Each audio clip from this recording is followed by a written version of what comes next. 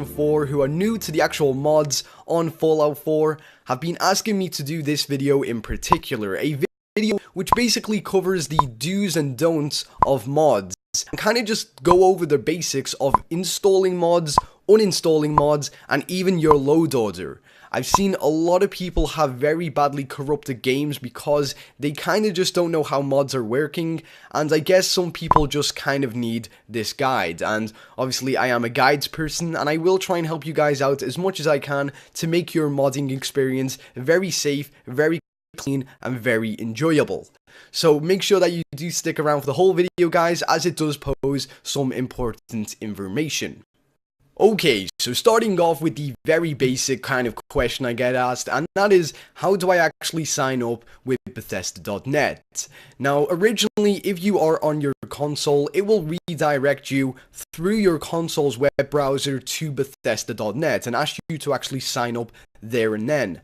I would honestly not recommend that you try and sign up on your consoles or on your smartphones, because the mobile site and just the kind of console sites are very annoying to work with. They are very annoying, the layout is horrible, and it's kind of slower than an actual PC. So what I would recommend is you go to your nearest PC, go to Bethesda.net on your web browser, and then you will be on a page such as this one right here. You will see the Bethesda logo right there, games, mods, community, news, and shop.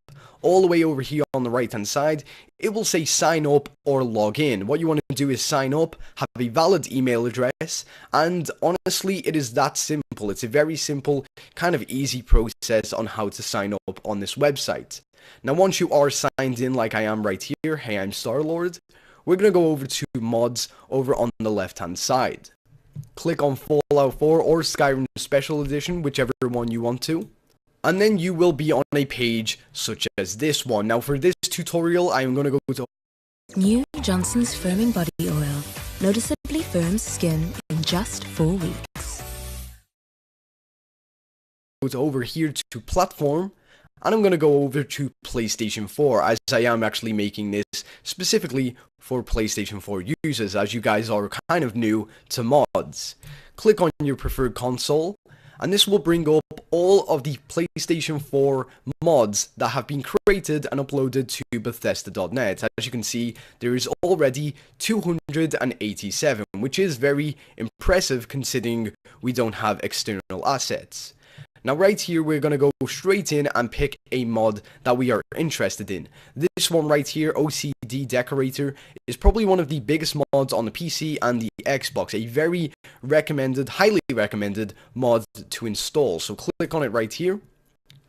And then you will see the pictures and the information about the actual mod. Before adding to library or favoriting any mod, I always recommend that you go over here to read more and read the description of the mod. As you can see right here, there are already known issues and compatibility issues with this mod on the PlayStation 4. This is very important information when you're actually installing mods. One slight compatibility issue can make your game's graphics go all purple, green, all textures horrible. You know, you do not want this, because this could potentially mess up your save file, and it would basically be your fault for installing the mod. That would how it be coming across anyway. So always make sure that you actually read all of the mod's descriptions, and maybe even some some comments about the actual mod and from people who have actually installed it. So this one I know is a very trustworthy mod, and what we're going to do from our PC, once we're logged into our Bethesda.net account, if you want to actually have this mod on your PS4, we're going to click on Add to Library. Simply, that's easy. Just click on Add to Library. That is literally all you do. Now that mod is basically on your PS4. Okay, so what I've just done is went through all of the different mods in the actual mod selection, and I saw a couple of mods that I thought were pretty cool. I've actually added them to my library, and now what we are going to do, guys, is switch over to our console and we're going to install them. Okay, so I am on my console right now. I'm actually using my PC for ease of access, but it still works just like a PlayStation 4. So firstly, what we're going to do, guys, is go down to the mod section right here, click on it, and it should log you into your Bethesda.net account.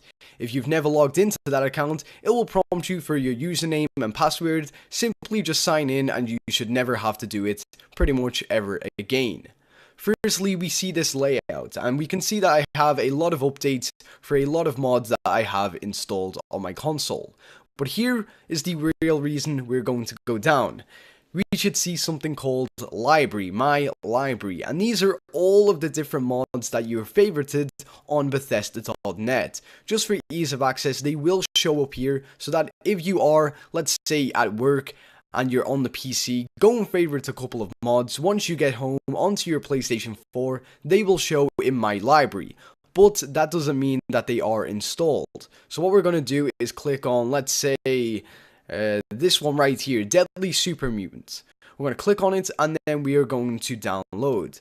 It's pretty much as simple as that. But like I did say earlier on, guys, make sure to always check the description on the right hand side, as this will pose a lot of important information, including anything about compatibility issues, problems with the mod, whether it's a work in progress, or even just things that you may not want to have in your game.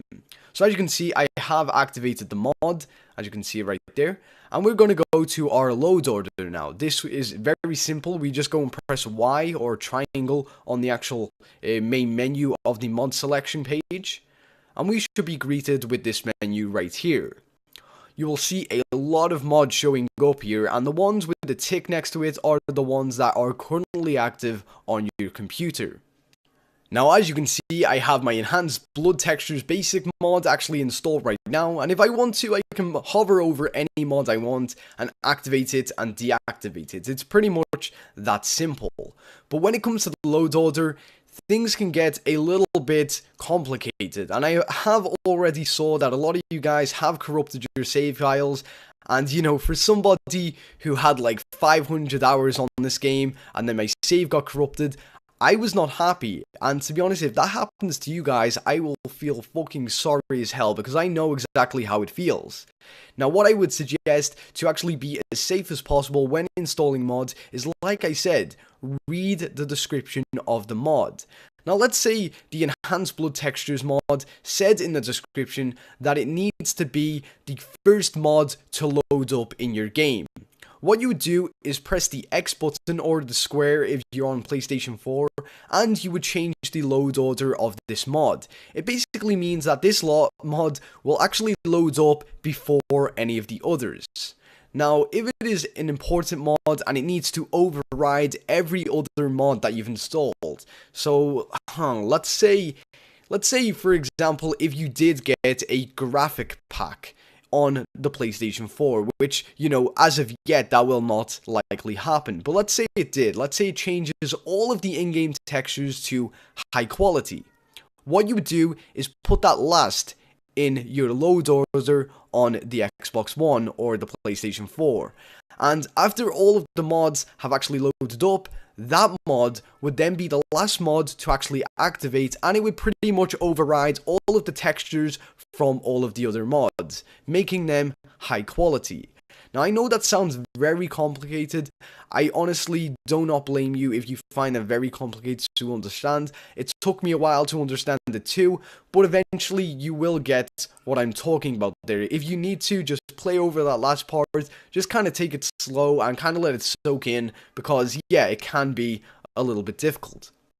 Now, lastly, what I wanted to do was give you guys an example of how bad your game can really fuck up and what to do when you want to uninstall a mod.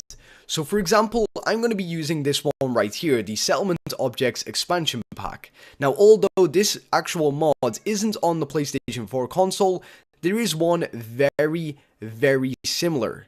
Now, as you can see in the description of this mod, at the very top right there, in capitals, it says, make sure you know how to uninstall this mod. Now, stupidly, I didn't even read the description.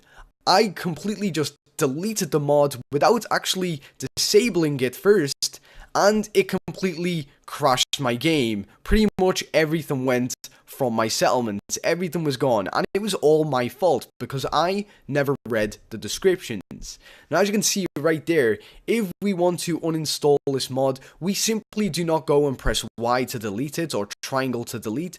No, we must go to this mod menu and disable it, then go back into our game, save our game, then we go back into our mod menu, and then we will delete it from our console.